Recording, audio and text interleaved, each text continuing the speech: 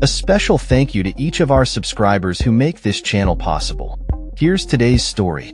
In a significant political development, Georgia's Prime Minister Irakli Kobakhidze announced on Thursday that the country will suspend its negotiations to join the European Union for a period of 4 years. This decision comes amidst accusations of blackmail and manipulation from certain EU politicians, a statement that has ignited mass protests across the nation.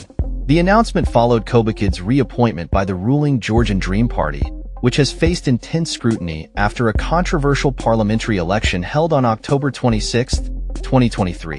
The election was perceived by many as a referendum on Georgia's EU aspirations, and the opposition has claimed that the vote was marred by fraud and external influence, particularly from Russia. In the wake of these allegations, the opposition has declared a boycott of parliament, further deepening the political crisis in the country. European election observers have described the election atmosphere as divisive, highlighting instances of bribery, double voting, and even physical violence during the electoral process.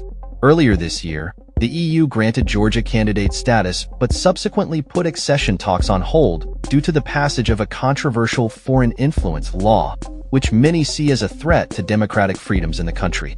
In his statement, Kobakhidze emphasized that while Georgia remains committed to its EU ambitions, it will not pursue negotiations until at least the end of 2028, also rejecting any EU budgetary grants during this period.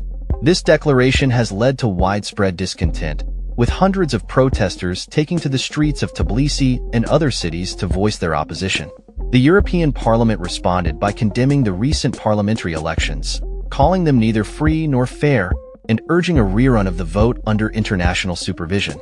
EU lawmakers have also suggested imposing sanctions on the Georgian government.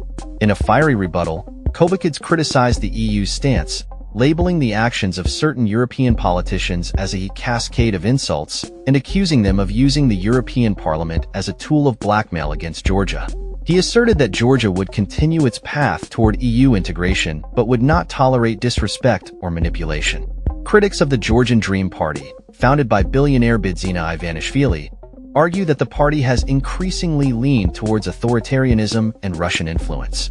As the political landscape in Georgia continues to evolve, the implications of this suspension of EU talks and the ongoing protests remain to be seen, raising questions about the future of Georgia's democratic aspirations and its relationship with the European Union. That's all for this story.